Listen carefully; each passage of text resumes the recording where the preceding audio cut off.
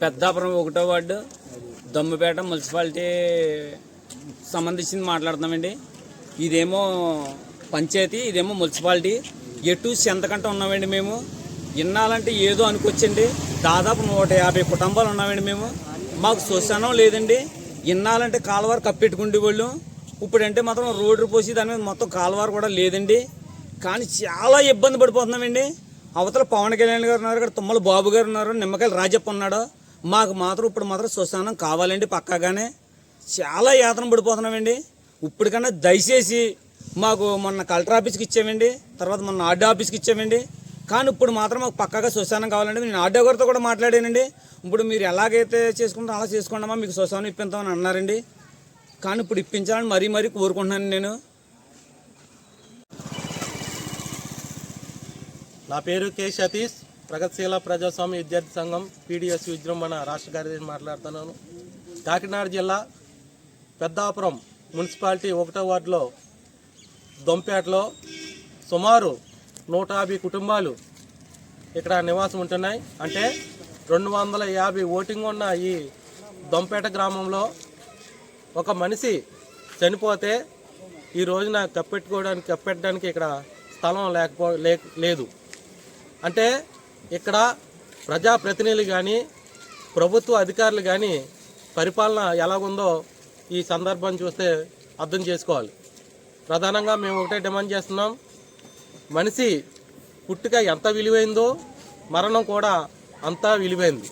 అందుకని ఈ దొంపేటలో సుమారు 250 ఓటింగ్ ఉన్న ఈ దొంపేటకు తక్షణమే ప్రజాప్రతినిధులు ప్రభుత్వ అధికారులు స్పందించి స్థలం కేటాయించాలి. గత వారం ఒక ఆవిడ చనిపోవడం జరిగింది. ఆర్డీఓ పెద్దాపురం ఆర్డీఓ గారికి విషయం తెలియజేసి వినతి పత్రం అందడం జరిగింది. కానీ ఇప్పటికీ కూడా ఫలితం లేదు. సాగు ఎవరికి ఎప్పుడు వస్తుందో కూడా తెలీదు. మరి ఈ రోజునే వారం అవ్వలేదు, వారం అవ్వకుండానే ఇంకో మనిషి చనిపోవడం ఈ రోజు జరిగింది.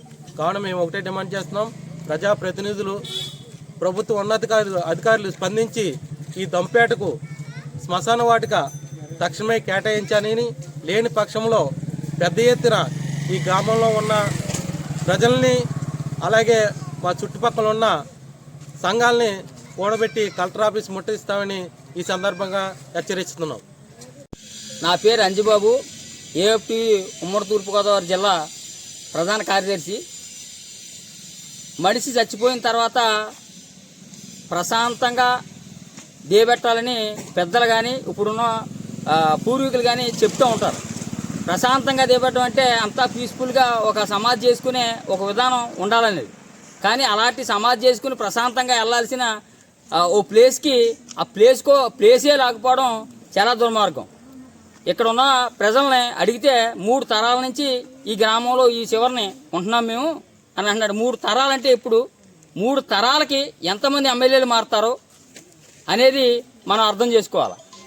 ఈ పరిస్థితిలో రోడ్డు దారిని ఒక 6 అడుగులు 7 అడుగులు 8 అడుగులు ప్లేస్ ఉండేది గతంలో. కానీ ఇప్పుడు 3 అడుగులు మాత్రమే ఉంది. ఈ 3 అడుగుల్లో సుమారు 5 అడుగులు 6 అడుగులు ఉన్న మనిషిని మడత పెట్టి కప్పెట్టాల్సిన దుస్థితి అయితే మాత్రం పులిమేరుకు సంబంధించి దంపేట శివారు ఉంటుంది. దంపేటని చూస్తే అర్థమవుతుంది.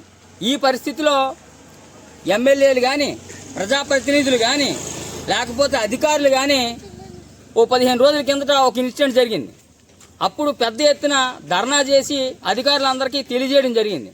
15 రోజులు గడుస్తున్నా ఇంకో పర్సన్ ఇక్కడ చచ్చిపోయే పరిస్థితికి ప్రజాప్రతినిధుల్ని కొంతమందిని పంపించి వీళ్ళని రోడ్డు ఎక్కకుండా చూడడంలో ఉన్నంత చిత్తశుద్ధి వాళ్ళకి శ్మశానానికి స్థలం కేటాయించడంలో చిత్తశుద్ధి లేకపోవడం చాలా దుర్మార్గం.